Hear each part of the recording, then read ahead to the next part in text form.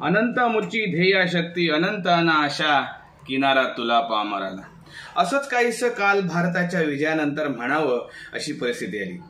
खरं तर सेमीफायनलमध्ये इंग्लंडला हरवून आणि त्याआधी अनेक संघांना म्हणजे पाकिस्तान, ऑस्ट्रेलिया, USA, बांगलादेश अशा विविध संघांना पराभूत करून अजेय अशा बिरुदावलीसह भारत फायनलमध्ये दाखल झालेला होता.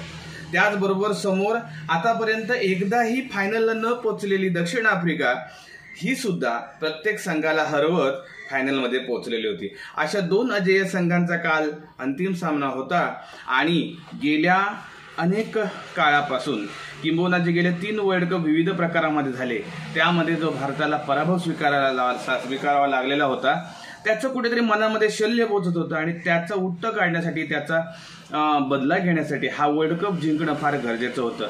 त्याचबरोबर या वर्ल्ड कप संघाचे जे 3 महत्त्वाचे शिलेदार होते ते म्हणजे कोच राहुल द्रविड, कप्तान रोहित शर्मा आणि स्टार फलंदाज द किंग विराट कोहली.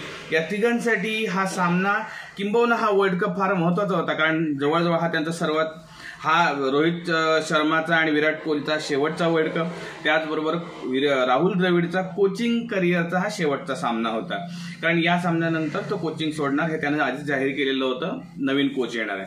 मग अशा परिस्थितीत हा सामना जिंकणं फार गरजेचं होतं.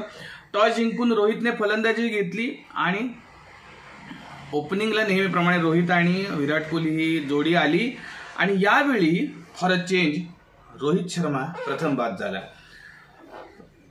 या सामन्याच्या आधी जेव्हा रोहित शर्मा आणि राहुल द्रविड यांना विचारण्यात आलं होतं की विराट कोहलीचा फॉर्म ही अत्यंत चिंतेची बाब आहे का, तेव्हा दोघांनी एकच उत्तर दिलं होतं की कदाचित फायनलसाठी तो आपली खेळी राखून ठेवत असावा.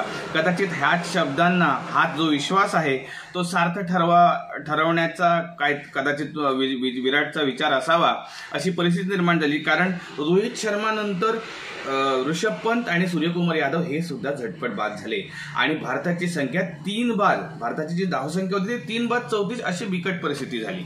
मग आता करणार काय, तर रोहित शर्मानं अक्षर पटेलला फलंदाजीमध्ये बढती दिली आणि विराट कोहली क्रीजवर असताना त्यानं अक्षर पटेलला व्यवस्थित सोबत घेऊन एक भागीदारी केली आणि अक्षर पटेलने अत्यंत समयोचित फलंदाजी करून 47 धावा काढल्या ज्या फार महत्त्वपूर्ण होत्या. त्याचं अर्धशतक जरी नाही झालं तरी ते अत्यंत महत्त्वपूर्ण ही खेळी होती. विराट एका बाजूने किल्ला लढवत होता, त्याच्याबरोबर नंतर शिवम दुबेने एक छोटीशी खेळी केली आणि या सर्वांच्या विराट कोहलीच्या 76 धावा, अक्षर पटेलच्या 47 आणि शिवम दुबेच्या 21 धावा यांच्यामुळे भारत संघाच्या 20 ओव्हरमध्ये 176 धावा झाल्या आणि आफ्रिका संघाला 177 धावांचं लक्ष दिलं गेलं. खरं तर 177 धावांचं लक्ष हे आता या ग्राउंडवर चांगलं आहे असं वाटत असतानाच दक्षिण आफ्रिकेनं भले त्यांच्या सुरुवातीला 3 विकेट गेल्या असल्या तरी जवळपास भारताला घाम फोडला असं म्हणायला पाहिजे कारण डिकॉक आणि त्यानंतर आलेला क्लासेन 3 विकेट पडल्यानंतर सुरुवातीला नेहमीप्रमाणे जसप्रीत बुमराहनं विकेट मिळवून दिली आणि अशी परिस्थिती आली की आता आफ्रिका जिंकते की काय, कारण क्लासेननं खणखणीत दणकेबाज अर्धशतक आणि क्लासेन आपल्याला माहिती आहे की one of the cleanest strikers of the ball असं ज्याला म्हटलं T20 किंवा कुठल्याही प्रकारचा खेळ असू दे तो क्लीनेस्ट स्ट्रायकर आहे. म्हणजे त्यानं साधा षटकार जो मारला तो जवळपास 97 मीटरचा होता. याच्यावरून आपल्याला अंदाज येईल की तो खूप आक्रमक, ॲग्रेसिव्ह आणि फटकेबाज फलंदाज आहे आणि त्यानं अत्यंत कमी कालावधीत काढलेलं हे जे अर्धशतक होतं आणि अक्षर पटेलच्या एका षटकामध्ये 24 धावा वसूल करून भारताच्या तोंडचं त्यांना पाणी पळवलं. आता करायचं काय? रोहित शर्मा हा कप्तान म्हणून इथेच फार महत्त्वाचा ठरतो. डिकॉक जमत असताना डिकॉकनं एक शॉट मारल्यानंतर त्याच जागी त्याला जाळ्यात फसवण्यासाठी अर्शदीपच्या गोलंदाजीवर त्याने ट्रॅप रचला आणि क्विंटन डिकॉकला त्या जाळ्यात पकडले आणि क्विंटन डिकॉक बाद झाला. तरी सुद्धा धोका टळलेला नव्हता कारण एका बाजूने क्लासेन होता. क्लासेन आता सामना भारताच्या तोंडातून हिसकावणार, भारतीय गोलंदाजीची पिसं काढणार आणि भारत नामुष्कीजनक पराभवाला सामोरं जाणार अशी परिस्थिती निर्माण झाली. सर्व भारतीयांच्या अक्षरशः आशा आकांक्षा पणाला लागलेल्या होत्या. त्याला हार्ट इन माउथ सिच्युएशन म्हणतात. अतिशय म्हणजे कंठाशी आलं होतं. म्हणजे अगदी आता काय म्हणजे इथपर्यंत आपण न हरता फायनलला पोहोचलो आणि आता फायनल परत एकदा तोच मागचा पाडाच पुढे येतोय की काय आणि परत एकदा भारतीय क्रिकेट प्रेमींच्या पदरी निराशाच पडते की काय. परत रोहित शर्माला त्याच मानसिकतेतून जावं लागतं का. परत विराट कोहलीलाही तेच अनुभव परत येणार आहे का. असे अनेक प्रश्न मनात, अनेक शंका मनात यायला लागल्या. आणि आता करणार काय. त्याच वेळी रोहित शर्मानं अत्यंत भरवशाचा जो भारताचा ऑलराऊंडर हार्दिक पांड्याच्या हातात बॉल दिला आणि हार्दिक पांड्यानं पहिल्याच बॉलवर हेनरिक क्लासेनचा बळी मिळवला. हेनरिक क्लासेनचा बळी मिळवला आणि हेनरिक क्लासेनची ही जी विकेट होती ती अत्यंत निर्णायक होती. कारण हेनरिक क्लासेनचा बळी म्हणजे जवळपास मॅच 50 ते 60% भारताच्या ताब्यात आली. तरी सुद्धा समीकरण अतिशय आवाक्यात होतं. 24 चेंडूमध्ये 26 धावा. आता एका बाजूने डेव्हिड मिलर सारखा स्फोटक फलंदाज क्रीजमध्ये होता.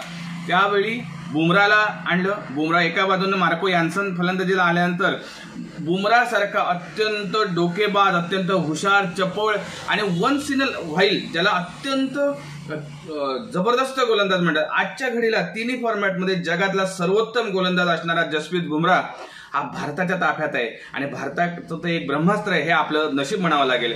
आणि बुमरानेही आपल्या कप्तानाचा विश्वास सार्थ ठरवत यान्सनचा त्रिफळा उडवला. एका बाजूने विकेट पडत होत्या परंतु डेव्हिड मिलर जोपर्यंत आहे तोपर्यंत भारताचा हा सामना आपण जिंकलो असं म्हणता येत नव्हतं.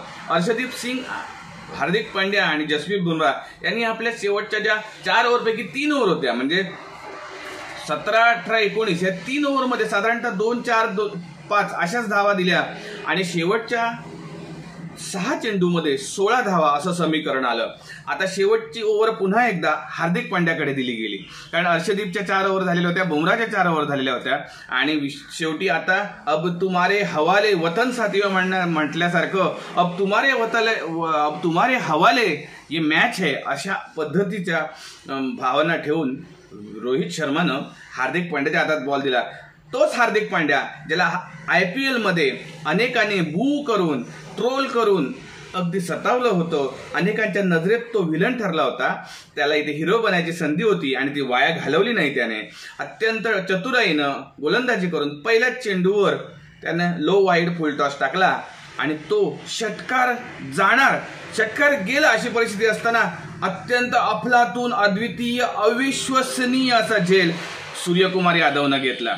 साऊथच्या फिल्ममध्ये सूर्या द अनबिलिव्हेबल अशा प्रकारचे टायटल्स आपण वाचले असतील पण इथे खरोखरच सूर्यानं अनबिलिव्हेबल कॅच घेतला आणि तो पाहून कदाचित साऊथवाले सुद्धा हे सूर्या द अनबिलिव्हेबल नाव देताना 1000 वेळा विचार करतील. इतका अनबिलिव्हेबल तो झेल होता. या झेलाने, या कॅचने सामनाच नाही कॅचेस विन मॅचेस असं म्हटलं जातं पण ही मॅच नाही तर किंबहुना टुर्नामेंट, पूर्ण वर्ल्ड कप भारताच्या ताब्यात आणला असं म्हटल्यास वावगं ठरू नये कारण ती मॅच विनिंग कॅच ठरली. त्यानंतरच्या चेंडूमध्ये रोहित शर्माचा विश्वास सार्थ ठरवत हार्दिक पांड्याने टोटल पूर्ण ओव्हरमध्ये 8 धावा दिल्या. 16 धावा हव्या असताना 8च धावा दिल्या. एक टोटल 2 गडी बाद केले कारण मिलर नंतर अजून रबाडाची सुद्धा त्याने विकेट घेतली आणि भारत हा सामना 7 धावांनी जिंकला. अत्यंत आनंदाचा क्षण. तोंडातून शब्द फुटेना, डोळ्यातून अश्रू पाझरत आहेत. काय बोलावं हे सुचत नाहीये. सगळे क्रिकेट प्रेमी नुसते स्तब्ध. काय झालं, कसं झालं, भारत जिंकलाय. कधी कधी चांगल्या गोष्टी घडल्यानंतर सुद्धा विश्वास बसत नाही कारण त्याआधी आपण असे अनेक अनुभव पचवलेले असतात. तेच झालं आणि रोहित शर्मा, विराट कोहली, राहुल द्रविड यांच्या भावनांवरून, यांच्या सेलिब्रेशनवरून लक्षात येत होतं. रोहित शर्मा जमिनीवर पूर्ण झोपला, जमिनीचे आभार मानले. अक्षरशः त्याने आभार मानत त्या क्रीडांगणातली, त्या मैदानातली माती थोडीशी चाकली. याला म्हणतात संस्कार. त्यानं राहुल द्रविडला हा विजय डेडिकेट केला. राहुल द्रविडनं अत्यंत संयमी, शांत असा जो जेंटलमन राहुल द्रविड आहे त्यानं जे केलेलं सेलिब्रेशन आहे, ताटोट खाऊन त्यानं जो विजय साजरा केला त्याच्यावरून लक्षात येतं की राहुल द्रविडसाठी हा वर्ल्ड कप किती महत्वाचा होता. विराट कोहली, रोहित शर्मा या दोघांनीही या सामन्यानंतर आपली T20 क्रिकेटमधून निवृत्ती जाहीर केली. खरं तर भारतीय क्रिकेटसाठी हा अत्यंत दुःखद निर्णय असला तरीही एका उंचीवर असताना, एका शिखरावर असताना निवृत्ती जाहीर करणं हे कधीही चांगलं. हा अत्यंत शहाणपणाचा विचार करून या दोघांनीही निवृत्ती घेतलेली आहे. दोघांनीही भारतीय क्रिकेटला भरभरून दिलेलं आहे. हे ते दोघेही लिजेंड्स आहेत. भारतीय क्रिकेटमधले अद्वितीय असं स्थान त्यांनी मिळवलेलं आहे. त्याचबरोबर राहुल द्रविडचा शेवटचा सामना होता. तिघांनाही भारतीय संघाने दिलेली ही भेट फार मौल्यवान म्हणावी लागेल. खरं तर रोहित शर्मा हा कप्तान म्हणून या पूर्ण वर्ल्ड कपमध्ये पुन्हा एकदा उठून दिसला. जिद्द उडण्याची हवी पंखात आपल्या काय कामाचा नभाचा ध्यास नुसता, असं त्यानं नेहमी सर्वांना सांगितलं होतं. आणि किंबहुना त्याचाच भारतीय संघाच्या शिलेदारांनी आपल्या पंखात उडण्याची जिद्द आहे एवढं दाखवूनच दिलं नाही, तर पंख नभात पसरले आणि या जिद्दी पंखांनी किती भरारी घेतली जाऊ शकते हे वर्ल्ड कप जिंकून अख्ख्या जगाला दाखवून दिलेलं आहे. आणि भारताने हा जो वर्ल्ड कप जिंकलेला आहे तो एक अद्वितीय क्षण आपल्या भारतीय क्रिकेट प्रेमींसाठी भेट म्हणून दिलेला आहे. सध्या वारकऱ्यांचा अत्यंत इथे वारी विठ्ठलाच्या विठूनामाचा गजर सुरू आहे आणि हा विठूच भारतीय संघाला पावलेला आहे. आणि लवकरच एकादशीही येत आहे. त्या विठूच्या या चरणी हा भारतीय संघाचा जो विजय आहे तो निश्चितच पोहोचला असेल. आणि भारतीय संघाला विठूचा असाच आशीर्वाद मिळत राहो. उत्तम पुढच्या शिलेदारांनी हा असाच भारतीय संघाचा जो आलेख आहे तो चढता ठेवो. विराट कोहली, रोहित शर्मा यांना पुढच्या कारकिर्दीसाठी शुभेच्छा आणि राहुल द्रविडचे खूप खूप आभार. धन्यवाद. परत एकदा भारतीय क्रिकेट प्रेमींना या वर्ल्ड कप विजयासाठी खूप खूप शुभेच्छा आणि त्यांच्या खूप अभिनंदन. आणि एवढंच वाटतं की एक भारतीय क्रिकेट प्रेमी म्हणून 17 वर्ष 2007 नंतरचा हा विजय, 2024ला मिळालेला विजय आणि 2011च्या वर्ल्ड कप नंतर मिळालेला हा एकूण जो 2024चा T20 विश्वचषक विजय आहे हा अत्यंत अभिमानास्पद आणि आनंददायी आहे. एक भारतीय क्रिकेट प्रेमी म्हणून एकदा नक्कीच जय हिंद म्हणायला फार आवडेल. जय हिंद.